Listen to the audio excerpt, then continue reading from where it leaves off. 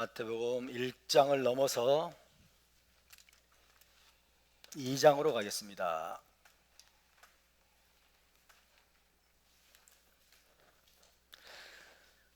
드디어 2장으로 들어갑니다.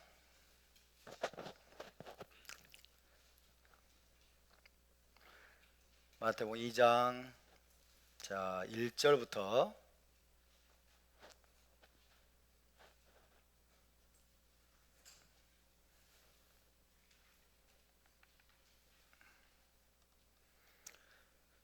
몇 절까지냐 하면은 2절까지입니다.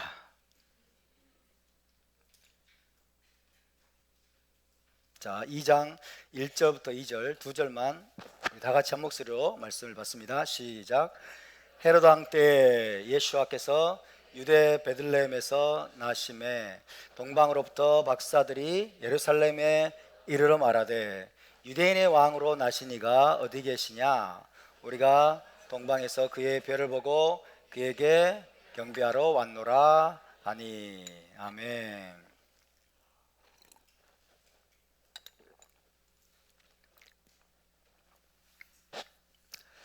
네, 이번 주 토라 포션 민수기 7번째 그리고 전체적으로는 40번째 파라샤인 발락이었습니다.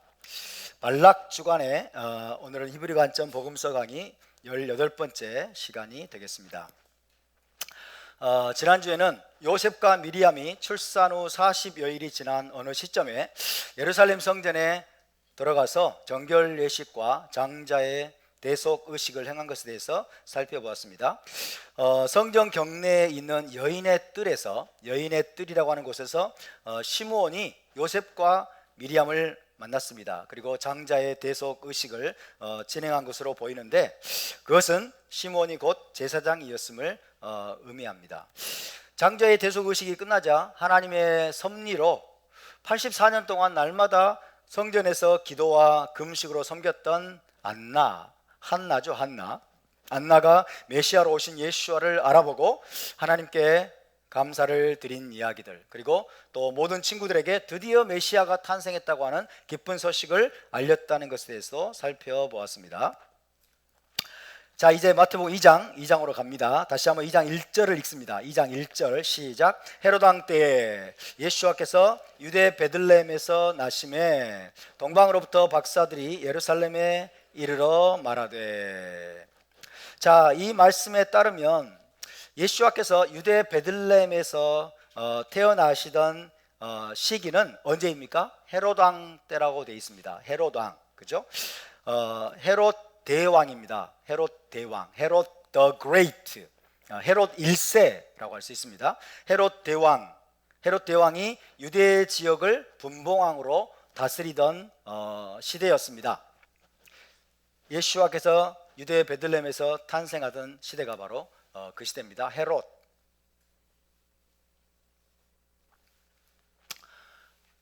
자, 헤롯인데요, 헤롯 the great 이렇게 됩니다. 영어로는 헤롯 대왕이라고 합니다. 헤롯 대왕. 이 헤롯이 누구냐 하는 것을 먼저 말씀을 드리겠습니다. 헤롯은 히브리어로 이렇게 씁니다.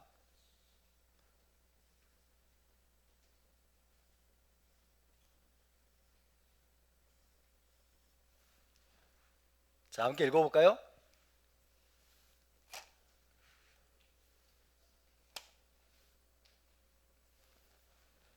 함께 읽어볼까요?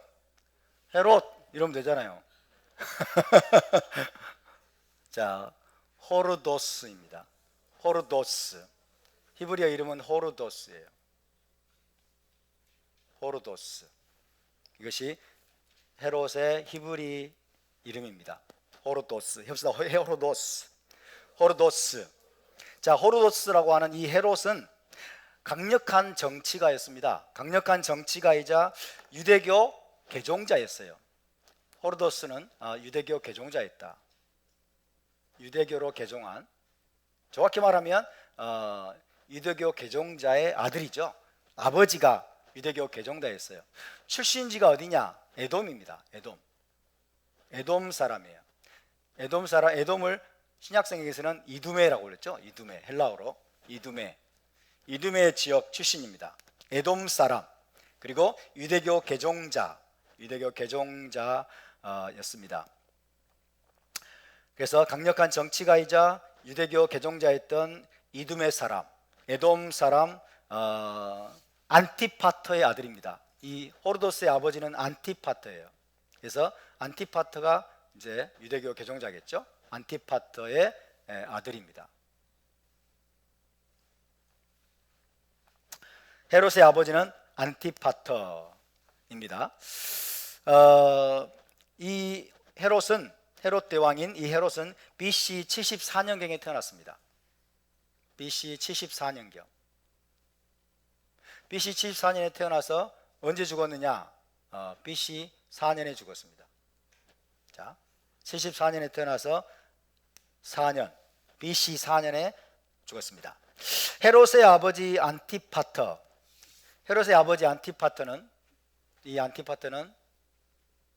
BC 43년에 독사를 당했어요. 안티파터. BC 43년에 헤롯의 아버지 안티파터가 독사를 당했는데, 헤롯은 로마군의 지원을 받아서 그의 아버지의 독살에 대한 보복을 감행을 했습니다. 아버지를 독살한 자들, 아버지를 암살한 자들, 그들에게 보복을 했다라는 것입니다. 후에 헤롯은 로마의 환심을 사서 갈릴리 지역의 분봉왕이라는 타이틀을 받았습니다. 갈릴리 지역의 분봉왕이라는 타이틀을 받게 됩니다. 그러나 파르티안 제국의 지원을 받은 처음에 헤롯의 지위를 위협했던 사람들은 하스모니안 왕조죠. 하스모니안 왕조가 파르티안이라고 하는 제국이 있었어요. 파르티안 제국의 도움을 받아가지고 하스모니안 왕조가 파르티안 제국의 도움을 받아서 이 하스모니안 왕조의 안티고노스라는 사람이 있습니다. 안티고노스가 왕좌를 차지합니다. 유대 지역에서 하스모니안 왕조에 속한 안티고노스가 이제 왕좌를 차지하니까 헤롯은 어떻게 했을까요? 로마로 도망칩니다. 갈릴리 지역의 분봉왕이라는 타이틀을 받아가지고 갈릴리 지역을 다스리다가 하스모니안 왕조의 안티고노스가 파르티안 제국의 지원을 받고 왕좌를 차지하게 되자 헤롯은 로마로 도망을 갑니다. 그리고 로마의 원로원을 또 구호 삼죠. 로마의 원로원의 환심을 사게 돼요. 그래서 로마의 원로원이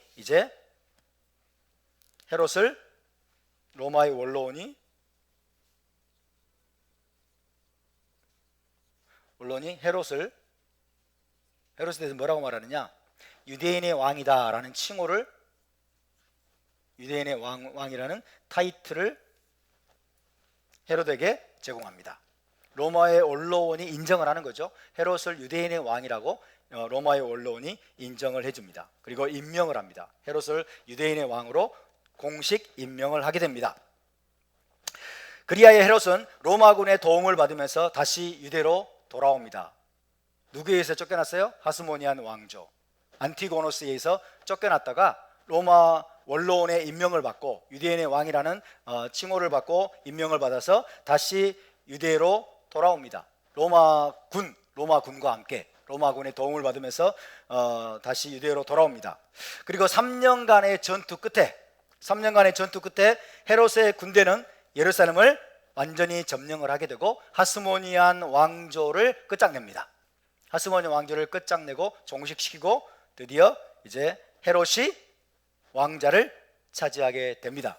그래서 하스모니안 왕조를 끝장내고 헤롯이 예루살렘에서 왕좌를 차지한 유대인의 왕이 된 시기가 언제냐? BC 36년. BC 36년에 하스모니안 왕조를 공식으로 종식시키고 헤롯이 왕좌를 차지하게 되는 때가 바로 BC 36년이다라는 것입니다. 이때 이후로 헤롯은 자신의 왕자를 확고히 하기 위해서 온갖 노력을 기울이게 되는데, 제일 먼저 하스모니안 왕가의 공주인 마리암네라고 하는, 하스모니안 왕조의 공주가 있어요. 마리암느라고 하기도 하고 뭐 네라고 하기도 하고, 마리암느, 영어로 써볼까요? 이 공주입니다. 공주. 하스모니안 왕가가 다시 왕이 되지 못하도록, 그죠? 그러면서 하스모니안 왕가의 공주인 마리암네와 결혼합니다. 이 마리암네, 하스모니안 왕가의 마리암네와 결혼을 하게 되죠. 근데 하스모니안 왕가는 제사장 가문 출신이에요. 그래서 제사장 가문의 출신과 결혼함으로써 또 자기의 왕좌를 더욱 든든히 하는 그런 효과를 노리게 되는 거죠. 어쨌든 제일 먼저 하스모니안 왕가의 공주인 마리암네와 결혼을 합니다. 그리고 하스모니안 가문이 왕좌를 다시 차지하지 못하도록 하기 위해서 17살밖에 되지 않는 처남 아리스토블로라는 사람이 있어요. 아리스토블로, 17살밖에 되지 않는 처남 아리스토블로 3세를 대제사장으로 임명을 합니다. 헤롯이 대제사장을 임명을 해요. 그때 당시에는 그랬습니다. 로마가 임명을 하기도 하고 헤롯이 대제사장을 임명하기도 하고, 그렇게 정치적으로 대제사장의 입지가 결정이 됐어요. 어쨌든 17살밖에 되지 않는 처남 아리스토블로 3세를 대제사장으로 임명을 하지만은 나중에는 마음을 바꿔서 이 처남 아리스토블로를 여리고에 있는 왕궁의 수영장에서 익사시키는 만행을 저지릅니다. 자기 왕자를 차지할까봐, 자기 대제사장을 세웠던 그 처남 아리스토블로 3세를 왕궁의 수영장에서 익사시키는 그런 극악무도한 짓을 저지르게 되죠. 그 다음에 후에 이제 아우구스투스가 로마 황제가 되었을 때에도 헤롯은 재빨리 그에게 충성을 맹세함으로써 BC 30년에 아우구스투스로부터도 이스라엘의 왕으로 인정을 받게 됩니다. 로마에서 아우구스투스, 옥타비아누스와 아마도 안토니우스가 서로 각축을 벌였을 거예요.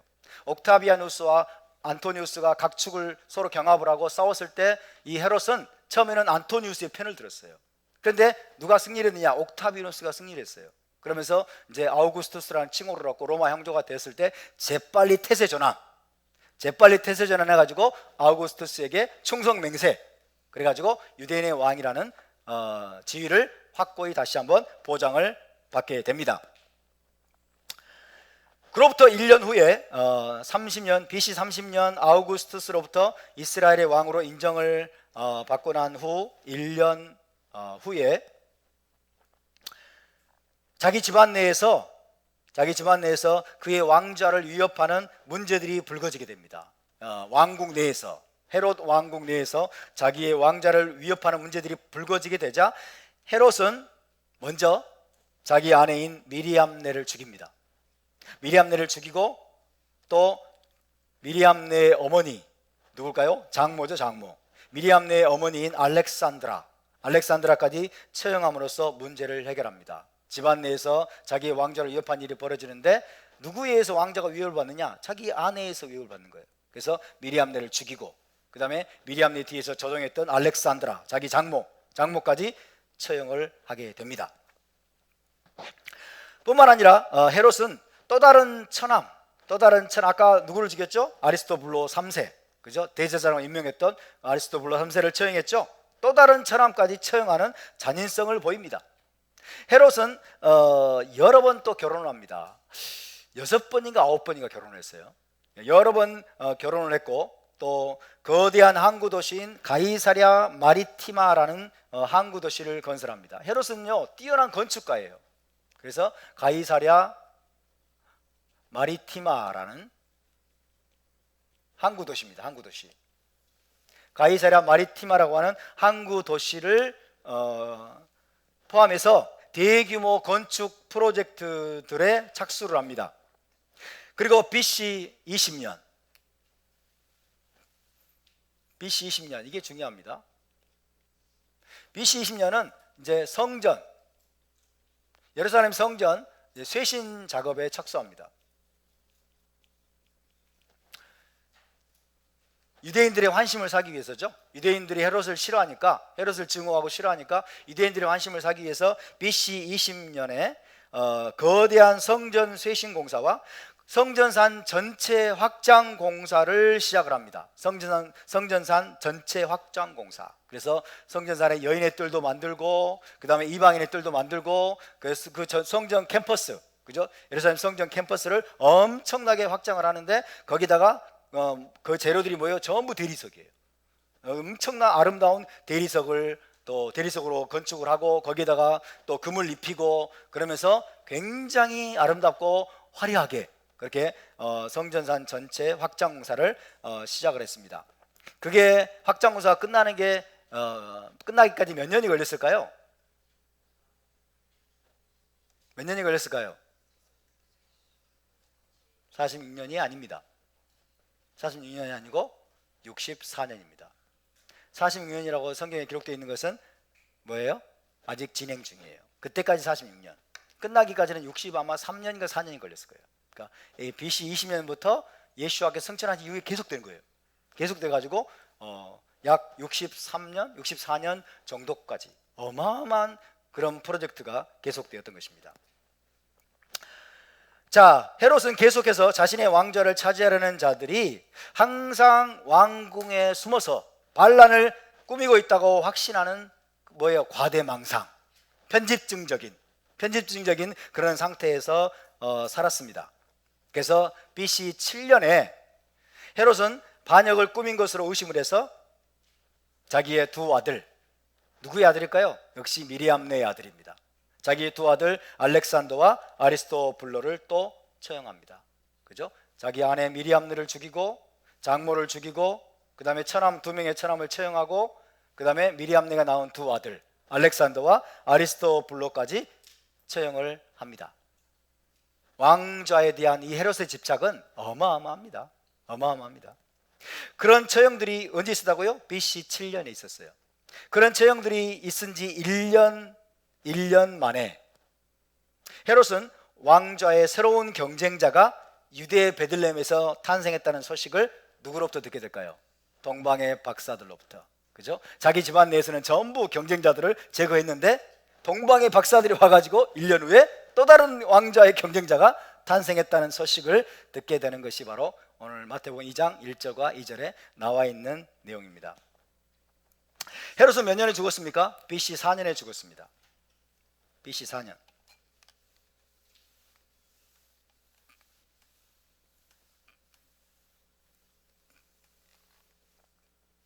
자, 보세요.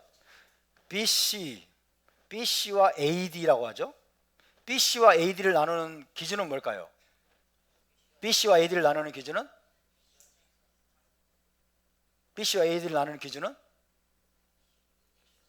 그리스도의 탄생이라고 하죠. BC가 무엇의 약자죠? Before Christ. 그죠? 그리스도가 오시기 전에 시대, Before Christ. AD는 무엇의 약자죠? 아노 도미니. 이거는 라틴어예요. 그죠? 아마도 After Lord 이렇게 되겠죠. 주후. 그래서 우리는 이제 주전, 주후라는 표현을 쓰죠. 주전, 주후. 이런 표현을 씁니다. 자, BC와 AD라고 하는 이것을 사용하는데, 유대인들은 이 BC와 AD를 사용할까요, 안 할까요? 유대인들은 어떻게 표현할까요?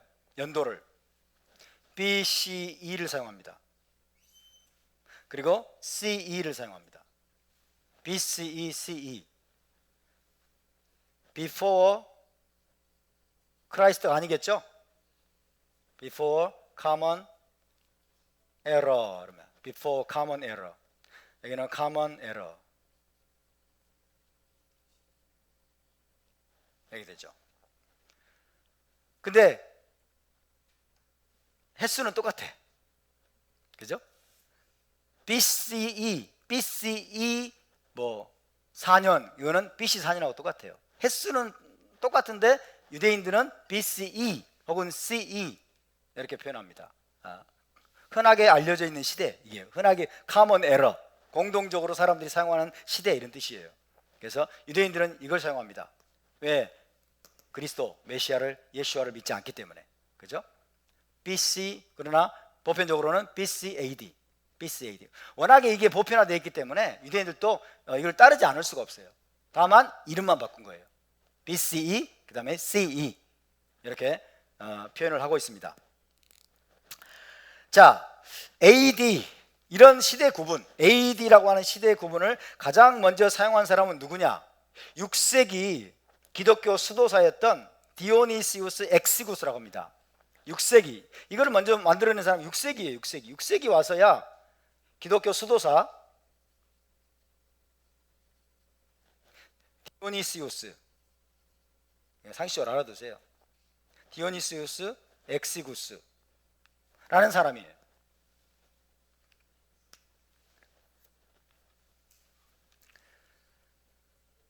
자, AD를 가장 먼저 사용한 사람이 바로 이 사람입니다.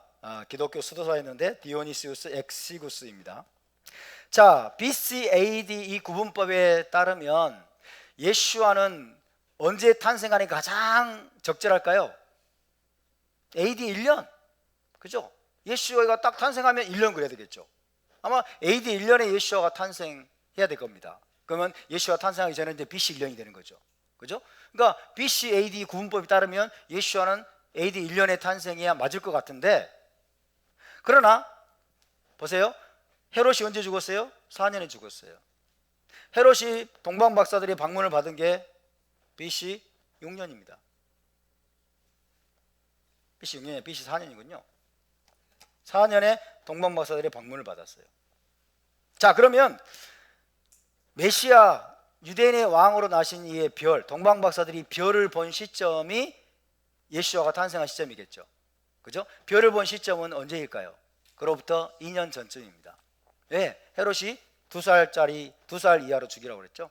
동방 박사는 별을 보고 당장에 온 게 아니에요. 한 2년 후에 온 거예요. 2년 후에 유대 땅으로 왔습니다. 그래서 예수와는 언제쯤 탄생했느냐?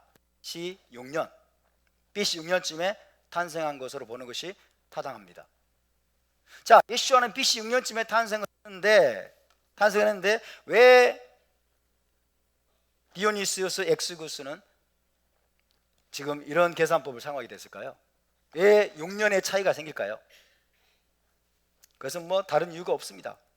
이 디오니시우스 엑시구스가 계산을 차고 있다고 합니다.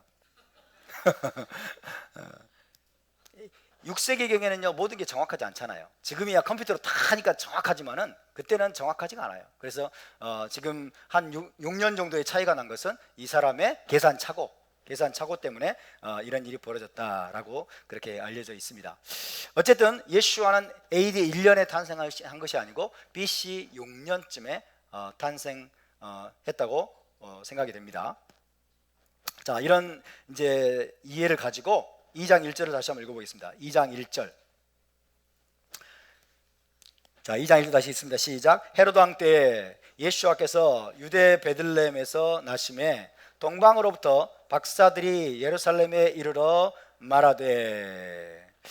자, 마태복음의 첫 부분에서부터 1장과 2장을 한번 생각해 보세요. 마태복음의 첫 부분에서부터 우리는 이스라엘과 인류를 향한 하나님의 사랑의 결정체, 하나님의 사랑의 결정체로 오신 분을 만나게 됩니다. 마태복음 1장, 2장에서 이스라엘과 인류를 향한 하나님의 사랑의 결정체로 오신 분을 만나게 되는데 그분이 바로 메시아로 오신 예수와입니다.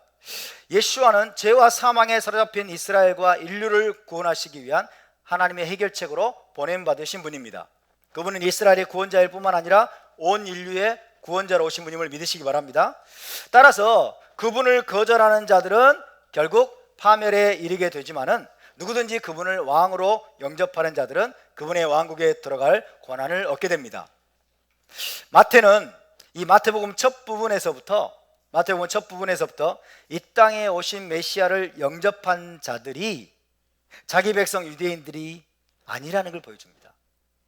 자, 마태복음의 첫 부분에서부터 메시아로 오신 예수와 메시아로 오신 분을 영접한 자들이 자기 백성 유대인들이 아니라 먼 동방에서 온 이방인들임을 보여줍니다. 헤롯을 비롯한 유대 권력자들은 메시아의 목숨을 빼앗고자 획책을 하지만은 동방에서부터 온 이방인들은 그분께 예물을 드리며 엎드려 경배하는 모습을 보여줍니다. 그럼으로써 마태는 처음부터 이방인들을 모아서 구원하시려는 하나님의 계획을 보여주고 있죠. 자, 마태복음 1장을 기억하십니까? 마태복음 1장에 누가 나옵니까? 여리고의 창녀 라합이 나옵니다. 모압 여인 룻의 이름이 등장합니다. 그럼으로써 이방인들이 구원받은 공동체에 참여하게 될 것을 암시하고 있습니다.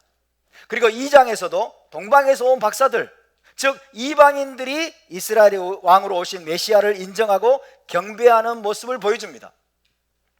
그것을 통해서 이방인들이 메시아 왕국에 참여할 것을 시사하고 있다라고 할 수 있겠습니다. 뿐만 아니라 마태복음의 마지막 장 28장이죠. 마태복음 28장에 가면 어떤 말씀이 나옵니까? 아예 예수와께서 지상 대명령을 주시죠. 너희는 가서 모든 민족을 제자로 삼아라. 모든 민족을 제자로 삼아라 라고 명령하심으로써 구원과 메시아 왕국 복음이 유대인들에게만 국한되지 않고 전 인류에까지 전파되어야 될 것임을 분명히 하고 있습니다. 할렐루야. 1장 2장을 생각해 보세요. 이방인들이 움직입니다. 이방인들의 이름이 기록되어 있습니다. 유대인들은, 유대 권력자들은, 헤롯 왕은 메시아를 죽이려고 하지만은 먼 동방에서 온 이방인들은 오히려 그 예수와께 엎드려 경배하는 모습을 묘사하고 있습니다. 그리고 마지막 28장에서는 너희는 가서 모든 민족으로 제자를 삼으라 라고 예수와께서 명령하시는 모습을 보여줌으로써 하나님이 제공하시는 구원과 메시아 왕국 복음은 단순히 유대인들만이 수혜자가 아니라 유대인들을 뛰어넘어서 온 인류에게까지 전파되어야 하는 것임을 이 성경이 마태복음이 우리에게 증언하고 있음을 믿으시기 바랍니다. 다시 한번 강조하자면 복음은 먼저는 유대인에게, 할렐루야, 따라서 먼저는 유대인에게, 다음에는 이방인에게, 아멘, 먼저는 유대인에게, 다음에는 이방인에게까지 전파되어야 하는 것임을 믿습니다. 우선순위의 구별은 있지만은 사람을 차별하지 않으시는 하나님을 찬양합니다. 유대인들만 구원하시고 유대인들만 메시아 왕국에 들어가게 하시는 하나님이 아니신 것입니다. 하나님은 모든 이방인들까지 그분의 나라에 모아서 메시아 왕국 백성으로 삼으시기로 만세전에 계획하셨음을 믿으시기 바랍니다. 할렐루야.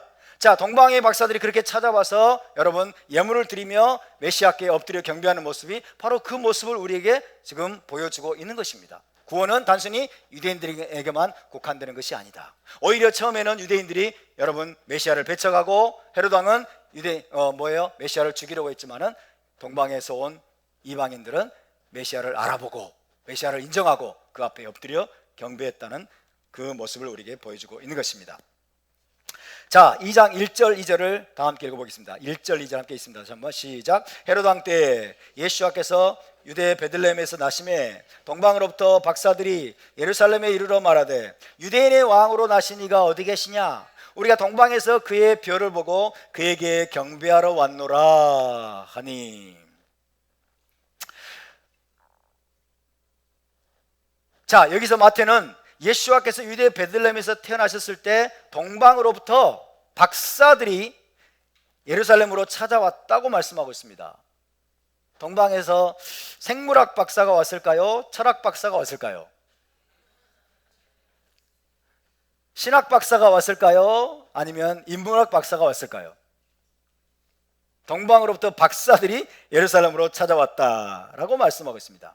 이 번역은 이들의 정체, 이들이 누구인가에 대한 이들의 정체를 상당히 희석시키는 그런 효과를 가져다 줍니다. 박사들, 꼭 철학 박사 같잖아요. 신학 박사, 그죠? 문학 박사. 동방으로부터 박사들이 예루살렘으로 찾아왔다. 그들이 말하기를 우리가 동방에서 그의 별을 보고 그에게 경배하러 왔노라 라고 했습니다.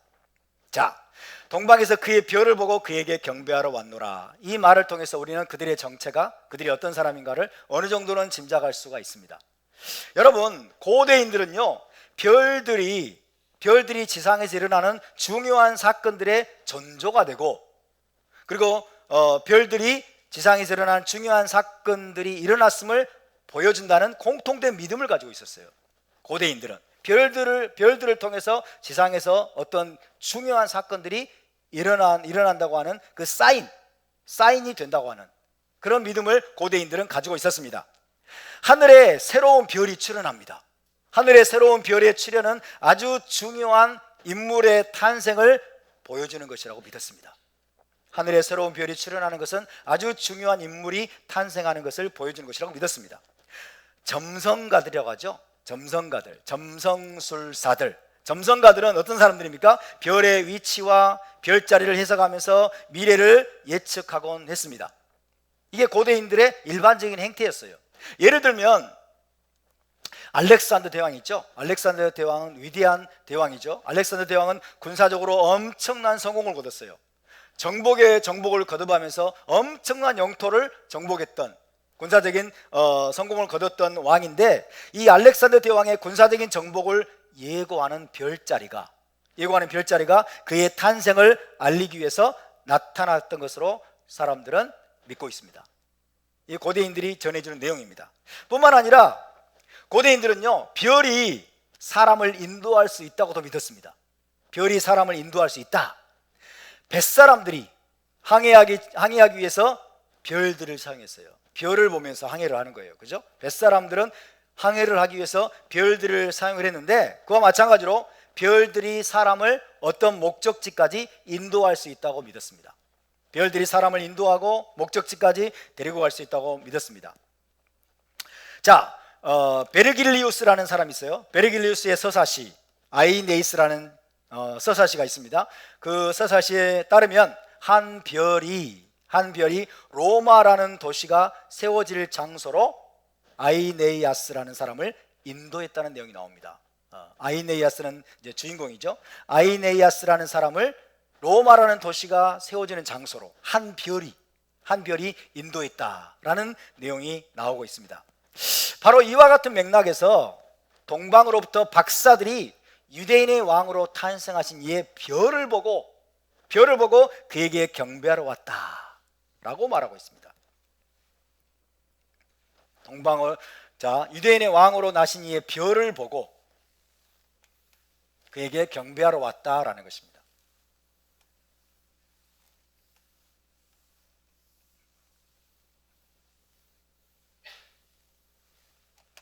자, 이들은 누구일까요? 동방의 박사들. 동방박사 세 사람, 이런 노래를 아십니까?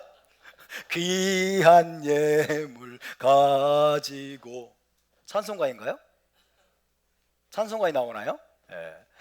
동방의 박사들, 철학 박사들, 신학 박사들. 자, 이 박사들이 영어로는요 메이자이라고 번역했어요. 영어로 메이자이예요. 메이자이. 해보세요. 메이자이. 여기서 헬라어로는 마고스입니다. 자, 마고스라고 합니다. 해봅시다. 마고스라는 단어에서 메이자이가 나왔겠죠. 자, 메이자이, 헬라어로는 마고스입니다. 마고스는 어떤 의미냐? 마고스는 보통 지혜자나 제사장, 박수, 술객, 점성가, 점쟁이 등을 통칭하는 이름이 바로 마고스입니다. 마술사, 술객이 마술사인데 마술사, 이런 사람들이에요. 이런 사람들을 통칭 마고스라고 부릅니다. 신학 박사, 철학 박사가 아닙니다. 아시겠죠? 동방의 박사들은 마고스입니다. 마고스. 해봅시다. 마고스. 메데와 페르시아의 제사장 계급은 초자연적인 것들을 다루는 학자들이면서 하늘의 징조와 꿈들을 해석할 수 있는 점성가들로 여겨졌습니다. 점성가들입니다. 고대근동 나라의 왕들에게는 이런 마고스들이 항상 있었습니다. 마고스들, 즉 박수와 술객과 마술사 및 점성가들이 거의 항상 함께하면서 꿈과 징조들을 해석하고 별자리를 관찰하면서 미래를 예측해서 왕에게 조언하는 그런 역할을 담당해 왔습니다. 창세기 41장 8절 한번 찾아볼까요? 창세기 41장 8절. 고대근동 나라의 왕들과 함께하는 마고스들을 봅시다. 박수와 술객과 마술사, 점성가들, 점쟁이들 혹은 마술사들, 이들은 꿈과 징조들을 해석합니다. 그리고 별자리를 관찰하면서 미래를 예측합니다.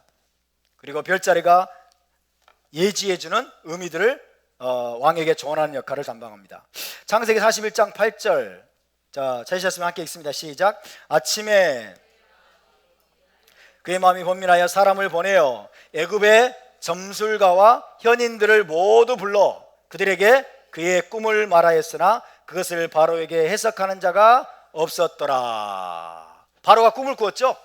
바로가 2번이나 꿈을 꾸었는데 그 꿈이 너무 상스럽지 않은 거예요. 너무너무 그 꿈이 막 생생해가지고 중요한 의미가 있을 것 같은데 도대체 해석할 수가 없어요. 그래서 자기가 거느리고 있는 모든 애굽의 지혜자들, 현인들, 마술사들 다 불러 모은 거예요. 누구를 불러 모았어요? 마고스들. 이 마고스들을 다 불러 모았습니다. 그런데도 그 꿈을 해석하는 자가 없었더라.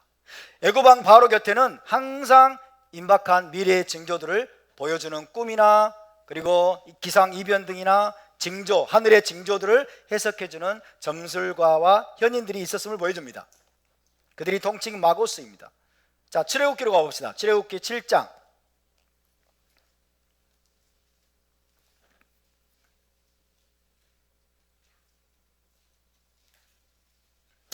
출애굽기 7장 11절 12절을 찾아봅시다. 출애굽기 7장 11절 12절 함께 있습니다. 시작. 바로도 현인들과 마술사들을 부르매 그 애굽 요술사들도 그들의 요술로 그와 같이 행하되 각 사람이 지팡이를 던지매 뱀이 되었으나 아론의 지팡이가 그들의 지팡이를 삼키니라. 아멘. 아론이 지팡이를 던졌죠.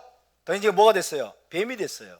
그러니까 그걸 보고 지금 바로를 둘러싸고 있는 사람들이 누굽니까? 바로의 요술사들, 마술사들, 술객들, 현인들. 누굽니까? 마고스들입니다. 그죠? 마고스들. 그들도 역시 자기들의 지팡이를 던졌어요. 지팡이를 던지니까 그들의 지팡이도 뱀이 됐어요. 그러나 아론의 지팡이가 그들의 지팡이를 삼켰다라고 성경은 말씀하고 있죠. 자, 여기서도 보니까 바로 곁에는 현인들과 요술사들, 마술사들, 술객들, 마고스들이 지금 바로와 함께하고 있는 모습을 우리가 발견할 수가 있습니다. 자, 다음으로 다니엘서로 가겠습니다. 다니엘서. 바벨론 제국에도 마고스들이 있었다. 다니엘서 2장 1절과 2절 찾아보겠습니다.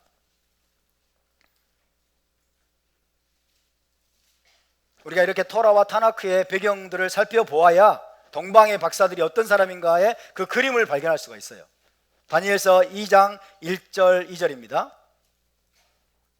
2장 1절 2절 시작. 느부갓네살이 다스린 지 2년이 되는 해에 느부갓네살이 꿈을 꾸고 그로 말미암아 마음이 번민하여 잠을 이루지 못한지라 왕이 그의 꿈을 자기에게 알려주도록 박수와 술객과 점쟁이와 갈대아 술사를 부르라 말하며 그들이 들어가서 왕의 앞에 선지라.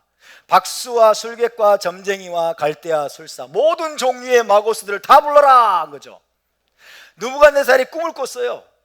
이 꿈이 너무나 생생하지만은 너무나 이 꿈이 아주 불길하기도 하고 뭔가 중요한 꿈 같아. 근데 문제가 발생했어요. 꿈을 잊어버렸어. 느부갓네살이 꿈을 잊어버렸어. 그러니까 마고스들을 다 불러 모아가지고 내가 무슨 꿈을 꿨느냐 내가 무슨 꿈을 꿨는지 말해주고 그 꿈의 해석까지 이야기해. 안 그러면 너희들 다 죽어. 이런 거죠. 황당하죠? 다니엘이 포로로 잡혀갔던 고대 바벨론에도 꿈을 해석하고 별자리를 관찰하면서 미래를 예측하여 왕에게 조언하는 박수와 술객과 점쟁이와 갈대아 술사들이 있었습니다. 그들이 한마디로 누구예요? 마고스. heb시다. 마고스들이 있었습니다. 그들 중 어느 누구도 느부갓네살 왕의 꿈을 알아내지도 못하고 해석하지도 못했지만은 다니엘은 하나님의 도우심으로 하나님의 도우심으로 느부갓네살 왕의 꿈이 무엇이었는지, 그 꿈의 의미가 무엇인지 정확하게 해석을 해서 왕의 마음을 시원하게 했습니다. 자, 느부갓네살 왕, 그리고 느부갓네살과 함께했던 박수와 술객들과 그리고 많은 마고스들의 입장에서는 다니엘도 어떻게 보였을까요? 다니엘도 유대 지방에서 포로로 잡혀온 마고스구나, 그렇게 생각했죠. 그죠? 마고스 중에 한 사람이구나. 다니엘이 꿈을 해석하니까 다니엘도 자기들과 똑같은 박수, 술객, 마고스 중에 한 사람이라고 생각을 했을 겁니다. 그래서 느부갓네살 왕은 자신의 꿈을 정확하게 알아맞히고 해석한 다니엘을 바벨론의 모든 마고스들을 관장하는 우두머리로 임명합니다. 5장 11절, 자 봅시다. 5장 11절.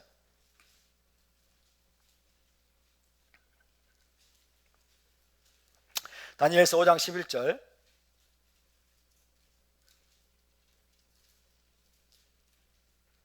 함께 있습니다. 시작. 왕의 나라에 거룩한 신들의 영이 있는 사람이 있으니 곧 왕의 붙인 때에 있던 자로서 명철과 총명과 지혜가 신들의 지혜와 같은 자니이다. 왕의 붙인 느부갓네살 왕이 그를 세워 박수와 술객과 갈대아 술사와 점쟁이의 어른을 삼으셨으니. 그죠? 다니엘이 기가 막히게 자기의 꿈을 알아맞히고 그 꿈에 대한 아주 정확한 해석을 제시하는 걸 보면서 느부갓네살 왕이 큰 감동을 받은 거예요. 그래서 다니엘을 모든 마고스들을 관장하는, 모든 마고스들을 가르치기도 하고, 그죠? 가르치기도 하고 관장하는 우두머리로 삼은 거예요. 이해되십니까?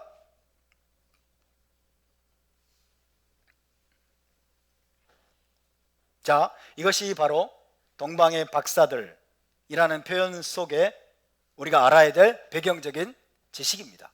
이 동방의 박사들을 바르게 우리가 이해하기 위해서 먼저 알아야 될 배경적인 지식이에요. 자, 그렇게 동방에서부터 온 마고스들, 즉 별의 움직임을 관찰하고 해석하는데 능했던 점성가들과 마술사들이 유대인의 왕으로 나신 분의 별을 보고 예루살렘으로 왔다고 했는데, 별에 대해서 유대 랍비들과 현인들은 어떤 입장을 가지고 있었을까요? 유대적인 관점에서 유대 랍비들과 현인들은 별을 어떻게 생각했을까요? 별에 대해서 어떤 관점을 가지고 있었을까? 먼저 그것을 좀 살펴보기를 원합니다. 유대 현인들은 점성술에 관심을 가지고 있었을까요? 점성술이 뭐예요? 별의 움직임을 관찰하는 거예요. 별자리들을 관찰하면서, 별의 움직임을 관찰하면서 징조들을 발견하고, 그리고 그 다음에 그 징조들의 의미를 해석하는 그런 기술을 점성술이라고 합니다. 점성술은 거의 대부분 뭐와 연관되어 있을까요? 이교 사상과 연관이 되어 있겠죠. 우상숭배, 이교적인 사상과 연관이 됐을 거예요. 유대 랍비들과 현인들은 점성술에 관심이 있었을까요? 없었을까요? 관심은 있었어요. 관심은 있었습니다. 유대 랍비들은 점성술에 관심을 가지긴 했는데, 일반적으로 이스라엘 백성은 별들과 행성들의 영향력으로부터 벗어나 있는 것으로 간주했습니다. 이방 나라들은 별들과 행성들의 영향력 하에 있다고 생각을 했어요. 별들과 행성들의 영향력 하에 있다. 그러나 이스라엘은, 유대인들은 별들과 행성들의 영향력으로부터 벗어나 있다라고 생각을 했어요. 그러니까 유대인들은 별자리들이 보여주는 어떤 불길한 징조, 별자들에 의해서 막 드러나는 불길한 징조나 이런 예고들, 이런 것들에 의해서 유대인들은 걱정할 필요가 없다. 이방 나라들은 별자리를 통해서 막 불길한 징조가 나타나면 이방 나라들은 영향을 받을 수 있다고 생각했어요. 그러나 이스라엘은 그럴 필요가 없다라는 게 유대 랍비들의 견해였습니다. 자, 미시나에 이런 구절이 있습니다. 한번 들어보세요. 이스라엘 백성이 별들의 영향하에 있지 않다는 것을 우리가 어떻게 할 수 있는가? 왜냐하면 이렇게 기록되어 있기 때문이다. 이방 나라들의 길을 배우지 말라. 그리고 비록 이방 나라들이 하늘의 징조들로 인해서 두려움에 사로잡힐지라도 너희는 그러지 말라. 이방 나라들은 두려움에 사로잡히지만은 이스라엘은 아니다라는 겁니다. 그러니까 별자리들을 보면서 점성가들은 어떤 생각을 했어요? 불길한 징조다, 저거는. 뭔가 무서운 어떤 불길한 일이 일어날 것이라는 징조다라고 그렇게 점을 치는 경우가 많았었죠. 그럼 이방 나라들은 두려움에 사로잡힙니다. 그러나 이스라엘은 그럴 필요가 없다는 거예요. 왜? 하늘의 하나님께서 이스라엘을 지켜보고 계시기 때문에. 할렐루야. 그래서 유대의 아베들과 현인들은 점성술에 관심은 가지고 있었지만 그것들을 두려워하지 않았고, 이스라엘 나라는 별들이나 별들의 움직임에 의해서, 별자리에 의해서 이스라엘은 영향을 받지 않는다라는 견해를 가지고 있었습니다. 그럼에도 불구하고 유대교는 분명 메시아와 별의 징조를 연관짓고 있습니다. 메시아와 별의 징조, 그것은 어디에서 온 것일까요? 민수기, 발람의 예언을 떠올리게 합니다. 메시아의 별, 메시아와 별이 연관되어 있는 것이 발람의 예언이 나오죠. 민수기 24장 17절에 나오는 것입니다. 발람이 누구일까요? 이번 주 파라샤에 나온 발람이야말로 동방에서 온 마고스 아닙니까? 동방에서 온 마고스예요. 마술사, 소서러 그러죠. 소서러, 그죠? 그래서 발람도 동방에서 온 마고스다, 우리가 이야기할 수 있겠죠. 자, 이방 나라 출신의 선지자가 메시아의 강림을 보고 이렇게 말했습니다. 자, 민수기 24장 17절을 제가 읽어드립니다. 내가 그를 보아도 이때의 일이 아니며 내가 그를 바라보아도 가까운 일이 아니로다. 한 별이, 그랬죠? 한 별이 야곱에게서 나오며 한 규가 이스라엘에게서 일어나서 모압을 이쪽에서 저쪽까지 쳐서 무찌르고 또 셋의 자식들을 다 멸하리로다. 그래서 장차 이스라엘에서 한 별이 나올 것이다. 한 별이 나올 것이다. 이게 뭐예요? 메시아의 별입니다. 메시아의 별에 대해서 예언한 사람이 동방에서 온 마고스, 마술사, 발람이죠. 발람. 그래서 이 민수기 24장 17절 이 구절이 누구에게 적용되느냐? 유대 현인들은 다윗에게도 적용되고 메시아에게도 적용되는 것으로 해석을 했습니다. 그리고 어떤 미드라시는 발람의 예언에 언급된 별을 메시아의 별이라고 불렀습니다. 답사 메시아의 별. 네. 그래서 발람이 동방에서 온 마고스라고 할 수 있는 이 발람이 바로 메시아의 별에 대해서 예언을 했어요. 별을 히브리어로 뭐라고 부를까요? 코카브. 따라서 코카브.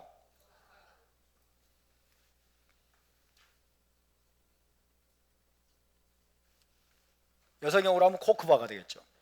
코카브. 불행하게도 2세기 초 제2차 유대인 반란이 일어날 때 랍비 아키바, 유명한 랍비 아키바는 유대군의 장군이었던 시몬 바르 코시바라는 사람이 있었습니다. 시몬 바르 코시바. 이름이 원래 시몬 바르 코시바예요. 코시바를 뭐라고 불렀느냐? 시몬 바르 코크바라고 불렀어요. 코크바가 뭐예요? 별입니다. 별. 이렇게 부른 사람이 누구예요? 랍비 아키바. 랍비 아키바가 제2차 유대인 반란 때 유대인의 장군이었던 시몬 바르 코시바를 시몬 바르 코크바라고 불렀어요. 뭐예요? 시몬, 별의 아들이죠. 별의 아들 시몬. 그러면서 이 시몬 바르 코크바를 메시아로 높였습니다. 메시아를 따르라. 시몬 바르 코크바를 따르라. 이 장군이, 이 메시아가 로마의 압제로부터 유대인들을 구원해 줄 것이다 라는 의미로 시몬 바르 코크바라고 불렀습니다. 그리고 이 시몬 바르 코크바를 중심으로 해서 유대인들이 여러분 로마에 대항해서 반란을 일으켰어요.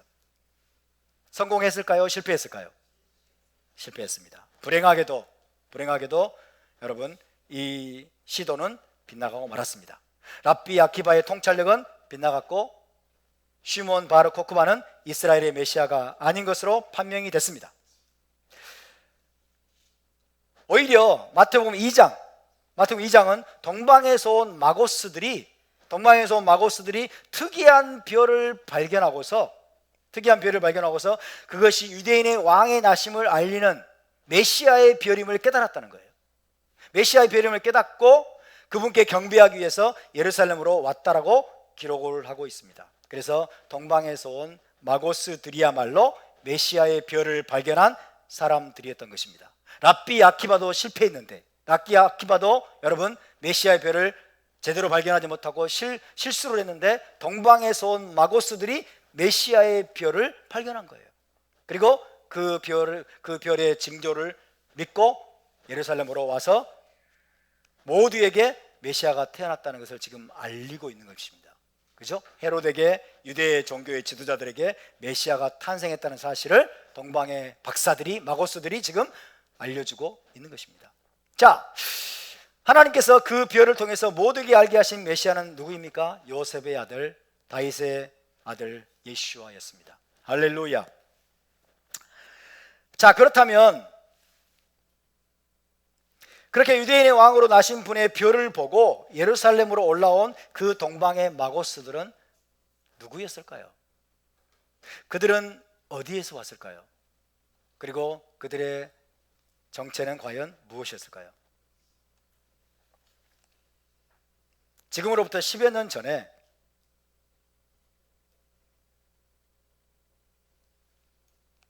재밌는 책이 한 권 나왔습니다.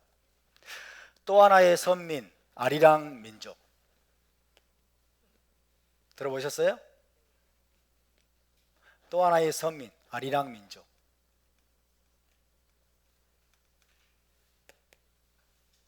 이란 책이 나왔는데 저자가 누구냐면 유석근 목사라는 사람이에요. 유석근 목사라는 사람은 교회가 부천에 있습니다. 부천에 있는 유석근 목사라는 분께서 또 하나의 선민, 아리랑 민족이라는 책을 펴냈습니다. 이 책에서 유석근 목사는 대한민국 한민족을 이스라엘 외에 또 하나의 선민으로 규정을 하고 모든 것을 한민족 중심으로 해석하는 기교를 보여줍니다. 유 목사에 따르면 우리나라 전통 민요 아리랑 있죠? 아리랑. 아리랑이 무슨 뜻일까요? 알 플러스 이랑이에요.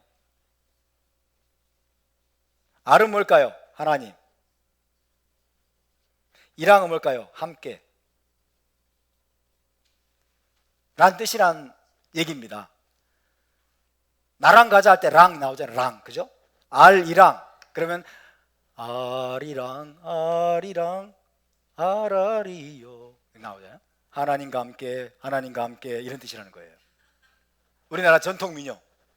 전통 민요의 기원이 하나님과 함께 고개를 넘어가는, 하나님과 함께 고개를 넘어가는 사람들이, 고개를 넘어갔다는 말이 무슨 말일까요? 아마도 노아의 홍수 이후에, 노아의 홍수 이후에 산들을 넘고 고개를 넘었던 사람들이 하나님과 함께 고개를 넘어간다는 그런 마음을 가지고 왔을 것이다. 거기서 기원하는 것이 바로 아리랑이다. 이렇게 해석을 합니다. 기가 막힌 해석이죠. 아주 흥미진진한 해석입니다. 아리랑. 그래서 책을 읽어보면 굉장히 그럴싸하지만은 한마디로 픽션입니다. 픽션. 그리고 상상의 산물입니다.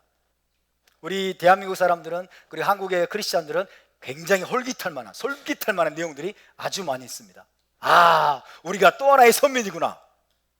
이런 확신을 심어주기에 부족함이 없는 그런 내용들이 있습니다. 그렇지만 하나님은 또 하나의 선민을 선택하지 않았습니다.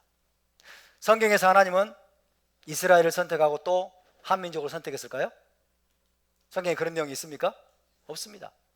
성경에서 하나님은 이스라엘만을 선택했고 이스라엘과 언약을 체결하셨지 또 하나의 선민을 선택해가지고 한민족과 언약을 체결하셨거나 그런 분이 아닙니다. 이해되십니까? 성경은 명백히 이스라엘 중심적인 책이에요. 그리고 이스라엘 중심적으로 해석을 해야 됩니다.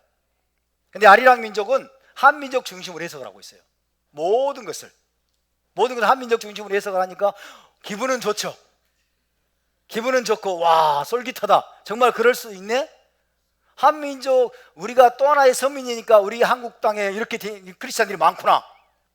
뭐 이런 것들이 막 이제 알아지 뭐 이렇게 되는 거죠. 그러나 여러분, 성경은 이스라엘 중심적으로 해석해야지 한민족 중심으로 해석되어서는 안 됩니다. 그렇게 되면 그것은 또 하나의 선민이 아니라 또 하나의 대체 신학이 될 가능성이 높습니다. 또 하나의 대체 신학이 되는 거예요.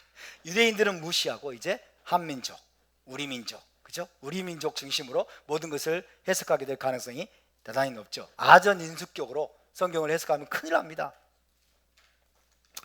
자, 제가 왜 이것을 말씀드리냐면 이 유석근 목사가 10여 년 전 어느 잡지에 기고한 글을 제가 읽었어요. 그 기고한 글을 읽고 제가 엄청난 감동을 받았어요. 그 글에 따르면 마태복음 2장의 동방 박사들이 다름 아닌 한반도에서부터 이스라엘까지 온 박사들일 것이다 라고 확신을 가지고 써놨기 때문이에요. 그래서 그때 제가 와 이거구나 그랬어요. 이스라엘을 몰랐을 때 동방의 박사들이 한반도에서부터 이스라엘까지 여행을 한 박사들일 것이다 라고 추정을 했어요. 예수와께서 탄생할 때쯤에 한반도는 어떤 시대였을까요? 삼국시대가 막 시작되는 시점이에요. 고구려 백제 신라 삼국시대가 막 시작될 때 초기, 그죠? 초기쯤 되는 시대였는데 그때부터 한반도에는 별의 움직임을 잘 읽는 지혜자들이 있었고 그들이 유대인의 왕의 출생을 알리는 별을 보고서 머나먼 여정을 거쳐서 예루살렘에까지 갔을 것이다 라는 것이 유석근 목사의 설명이었습니다. 뭣도 모르는 저는 엄청난 감동을 받았죠. 그리고 설교도 했습니다. 성탄 예배 설교 기억납니까? 선전사님?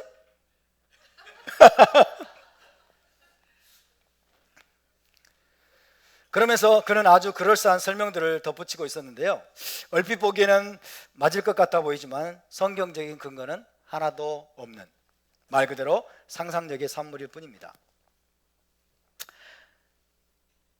마태복음 2장에 언급된 동방의 박사들이 한반도에서 오지 않았다면 과연 어디에서 왔고 그들은 누구일까요? 성경에서 동방은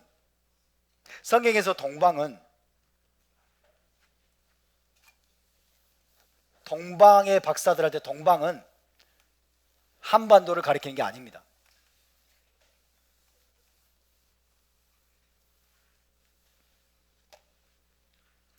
성경에서 동방은 주로 아라비아나 페르시아, 바벨론 등을 가리킵니다.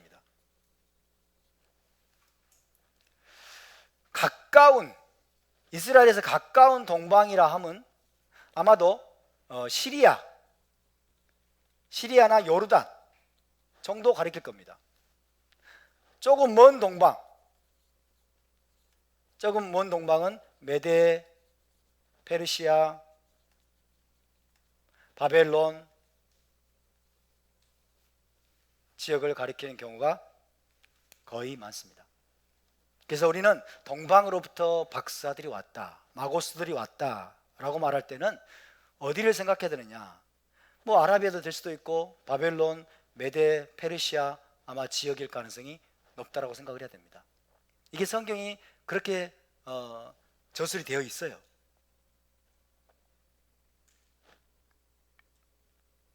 그래서 동방의 점성가들이죠. 동방의 점성가들 혹은 동방의 마고스들은 그런 나라들, 아마도 바벨론이나 페르시아가 일 가능성이 높을 겁니다. 바벨론이나 페르시아 지역으로부터 왔을 것이라고 보는 것이 타당할 것입니다.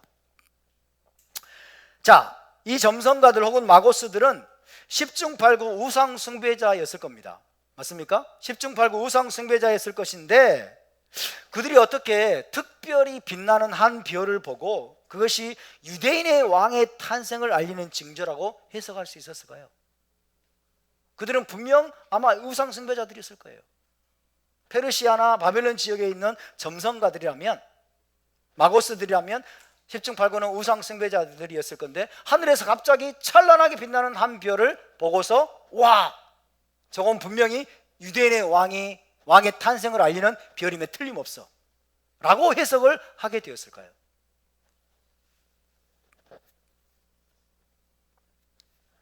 그에 대한 설명도 명확하진 않지만 추정을 하겠습니다. 아마도 바벨론의 모든 술객들과 마술사들과 점성가들의 우두머리로 세움을 받은 다니엘의 영향력과 관련이 있을 것으로 추정할 수 있습니다. 다니엘은 뭐예요? 바벨론의 모든 마고스들을 관장하는 우두머리, 그죠? 그리고 그 술객들과 점성가들을 심지어 가르치기도 하고, 그죠? 그런 우두머리로 세움을 받았어요. 임명을 받았어요. 다니엘은 토라를 알고 있었습니다. 토라를 통해서 발람의 예언을 알고 있었고, 그로 인해서 장차 메시아의 별이 출현할 것이라는 믿음을 가지고 있을 수 있었습니다. 그런 다니엘의 믿음이 그대로 바벨론의 마고스들에게로 전해져 내려와서 예수와 탄생 당시의 마고스들, 예수와께서 탄생할 당시의 마고스들이 다니엘로부터 전해져 내려오는 메시아의 별에 관한 이야기, 그것을 그들이 알고 있었고 기억하고 있었을 겁니다. 이해되십니까? 그래서 다니엘이 전해준 메시아의 별에 관한 이야기를 알고 있던 이 바벨론 지역의 마고스들이 어느 날 갑자기 하늘에서 찬란하게 빛나는 별을 관찰하게 됩니다. 그리고 그들은 직감적으로 그것이 바로 다니엘이 말했던 메시아의 별임을 알게 되고, 드디어 세상에 엄청난 변화를 가져올 유대인의 왕이 이스라엘 땅에 탄생하셨음을 확신하게 되었을 것이다 라고 저는 그렇게 해석합니다. 동의가 되십니까? 100%는 아닐지라도 이런 가능성이 상당히 높다고 생각이 듭니다. 그로부터 약 2년이 지난 시점에 바벨론 지역의 그 마고스들은 대표들을 유대 땅으로 파견해서 유대인의 왕으로 나신 이에게 경배를 드리기로 결정합니다. 여러분, 그 마고스들은 메시아의 별을 발견하자마자 곧바로 그 별을 따라서 졸졸졸졸 따라와가지고 예루살렘까지 왔다라기보다는 약 2년이 지난 시점에, 2년의 시간이 지난 후에 별이 예고한 대로 실제 유대인의 왕께서 탄생했는지 확인하고, 탄생했다면 그분께 예물을 드리며 경배하기 위해서 이스라엘로 온 것입니다. 하늘에서 찬란하게 빛나는 별이 뜨자마자 이삿짐을 싸가지고, 그래서 여행짐을 싸가지고 졸졸졸졸 별을 따라가지고 예루살렘까지 왔다라고 보기는 어려워요. 왜? 헤롯 왕이 여러분 2살 이하의 아기를 다 죽였잖아요. 2살 이하의 아기를 죽였다고 하는 것은 메시아께서 탄생한 지 적어도 2년 정도 지났다는 거예요. 적어도 2년 정도 지난 시점. 그러니까 곧바로 온 게 아니에요. 그 별을 보고서 드디어 다니엘이 전해준 바 메시아의 별이 뜬 걸 보니까 유대인의 왕이 탄생했구나 라는 그 확신을 갖게 된 거고, 그로부터 이제 한 2년 정도 지난 후에 그것을 확인하러 대표단을 파견해서 확인하러 예루살렘으로 왔다라고 할 수 있겠죠. 별을 졸졸졸 따라왔으면 베들레헴으로 갔겠죠. 그죠? 별을 졸졸졸졸 따라왔으면 베들레헴으로 갔겠죠. 그러나 그들은 2년 전에 보았던 그 별의 징조를 확인하기 위해서 예루살렘으로 와서 헤롯의 왕궁으로 왔다는 사실을 우리가 읽고 있는 것입니다. 자, 그렇게 동방에서부터 온 마고스들은 총 몇 명이었을까요? 총 몇 명이었을까요? 기독교 전통은 보통 3명이라고 말을 하죠. 맞습니까? 3명이라고 나와 있습니까? 어디 나와 있습니까? 3명이라고 나와 있지 않습니다. 황금과 유향과 모략 3가지 선물을 드린 거 보니까 3명이면 틀림없다. 3사람이 3가지 선물을 드렸다는 구절이 있습니까? 없습니까? 없습니다. 그죠? 3사람이 3가지 선물을 드렸다는 구절이 없어요. 그래서 우리는 이 마고스들의 대표단이 2명이 왔을지, 아니면 3명이 왔을지, 아니면 5명이나 10명이 왔을지 아무도 알 수 없습니다. 중요한 것은 무엇이냐면요, 자기 땅에 메시아께서 오셨으나 자기 백성이 영접하지 아니하였으나 라고 요한복음 1장 11절에서 말씀하고 있어요. 그분이 자기 땅에 오셨으나 자기 백성이 영접하지 아니하였으나, 자기 백성이 아닌 자들이 멀리서 동방에서부터 황금과 유향과 모략 예물을 준비하고 와가지고 모두 위험을 무릅쓰고 와서 그분을 영접하고 그분 앞에 엎드려 경배했다는 그 사실이 중요합니다. 할렐루야.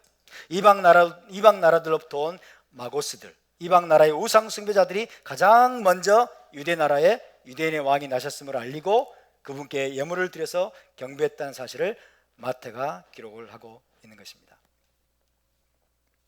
그렇게 1세기 당시에 유대인 공동체는 동방의 이방인들에 의해서, 동방의 마고스들, 우상 숭배자들인 마고스들에 의해서 메시아 탄생 소식을 들어야 할 만큼 영적으로 깊은 어둠에 휩싸여 있었다라고 우리가 알 수가 있겠습니다. 자, 3절 4절 이제 함께 읽어보겠습니다. 3절 4절. 동방의 박사들이 이제 신학 박사가 아닌 거 아시겠죠? 3절 4절을 다 함께 읽어보겠습니다. 시작. 헤롯 왕과 온 예루살렘이 듣고 소동한지라 왕이 모든 대제사장과 백성의 서기관들을 모아 마시아 그가 어디서 나겠느냐 물으니 그랬어요. 여러분 한번 생각해 보세요.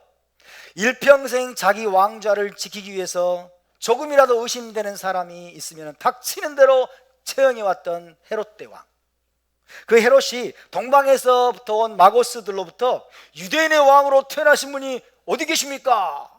라는 말을 들었을 때 얼마나 놀랐겠어요? 얼마나 소스라치게 놀랐을까요? 얼마나 당황했을까요?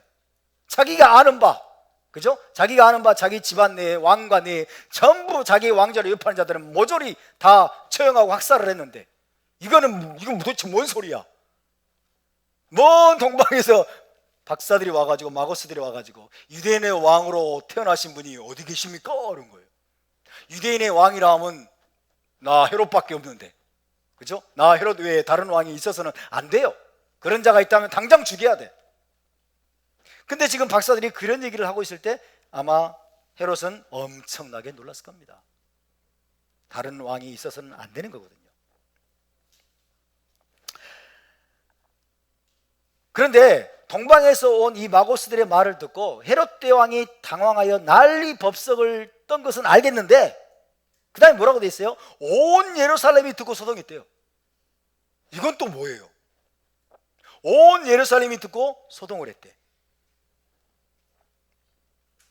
온 예루살렘이 듣고 소동했다라고 하는 것은 일종의 과장법입니다. 성경에는 과장법이 많이 나와요. 그리고 이 온 예루살렘이라 하면 온 예루살렘의 종교 지도자들 그룹을 의미하는 것이라고 해석할 수 있습니다. 그죠? 지휘자, 리더십은 온 예루살렘의 종교 지도자, 서기관들과 대제사장들과 바리새인들, 이 리더십 그룹이 전부 다 소동을 하고 깜짝 놀랐다고 하는 것은 온 예루살렘이 소동하고 똑같은 거예요. 이해되시나요? 그래서 헤롯과 더불어서 온 예루살렘에 거주하고 있던 모든 종교 지도자들이 깜짝 놀라고 전부 소동을 한 거예요. 이해되시나요? 왜 그랬을까요? 헤롯이 난리 법석을 피운 것은 이해가 되는데 왜 예루살렘의 모든 지도자 그룹이 난리가 났을까요?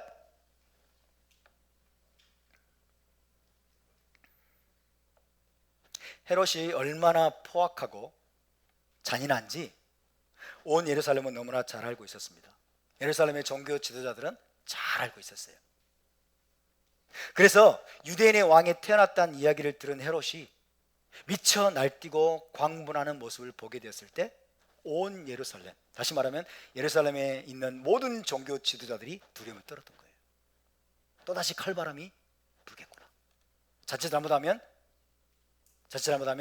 엄청나게 많은 자들이 죽어나가겠구나 라는 것을 직감하고서 이들이 여러분 엄청난 두려움에 사로잡히게 됐어요. 그래서 큰 소동이 벌어졌다라고 할 수 있겠죠. 과거에 헤롯 대왕이 사내들인 공의회 현인들을 전부 불러 모았습니다. 사내들인 공의회 현인들을 전부 불러 모아가지고 신명기 17장 15절 말씀에 이런 말씀이 있어요. 신명기 17장 15절에 내 위에 왕을 세우려면 내 형제 중에서 한 사람을 할 것이요 라는 구절이 있어요. 이해되십니까?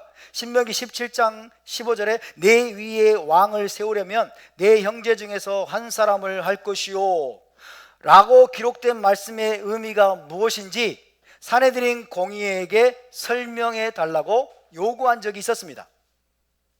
산헤드린 공의의 현인들은 총 71명이에요. 그들에게 그 말씀의 의미가 무엇인지를 설명해 달라고 요구를 했어요. 그에 대해서 산헤드린 공의회는 그 구절이 유대인의 합법적인 왕은 유대인이어야 한다는 뜻입니다 라고 대답을 했어요. 헤롯은 그 대답을 듣고서 마음에 들지 않았어요. 그래서 헤롯은 산헤드린 공의회 현인들을 모조리 처형했습니다. 모조리 처형했어요. 딱 한 사람만 빼고. 산헤드린 공의회 회원 중에 자기 친구가 있었대. 그 친구의 이름이 바바 벤 부타라는 사람이었어요. 자기 친구 바바 벤 부타. 이 사람 한 사람만 빼고 유대인의 왕은, 합법적인 왕은 유대인이어야 한다는 뜻입니다 라고 대답했다고 해서 그들 전부를 처형했어요. 이게 헤롯입니다. 바바 벤 부타 이 사람도 무사하지는 못했어요. 두 눈을 다 빼버렸어요. 자기 친구지만 두 눈을 다 빼버렸어요.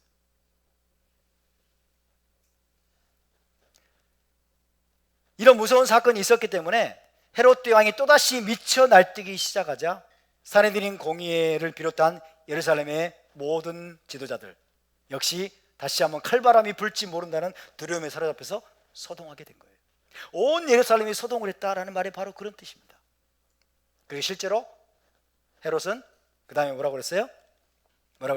4절에 왕이 모든 대제사장과 백성의 서기관들을 모아, 그죠? 모든 대제사장들과 백성의 서기관들을 또 불러 모읍니다. 그리고 질문을 또 하죠. 메시아가 어디에서 나겠느냐. 자, 이들을 다시 다 불러 모았습니다. 다시 다 산헤드린 공의회 회원들이 다 헤롯 앞에 모이고 대제사장들이 모이고 서기관들이 다 모였을 겁니다. 거기는 누구도 포함됐을까요? 바바 벤 부타라고 하는 헤롯의 친구도 왔을 겁니다. 두 눈이 뽑힌 채로. 두 눈이 뽑힌 채로 그 자리에 온 바바 벤 부타를 보면서 대제사장들과 백성의 서기관들은 아마 두려움에 떨었을 겁니다. 대답을 잘못하면 우리도 다 죽겠구나. 그런 생각을 하면서 벌벌 떨면서 모였겠죠.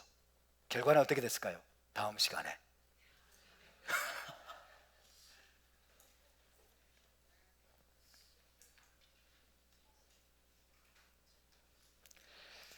재미가 있습니까? 그래서 우리가 이런 배경적인 내용들을 우리가 알고 있어야 이 성경을, 신약 성경도 깊이 있게 이해할 수 있어요. 제대로 이해할 수 있습니다. 자, 우리 함께 일어납시다. 일어나서 기도하시고 다음 주에 또 계속해서 말씀을 나누겠습니다.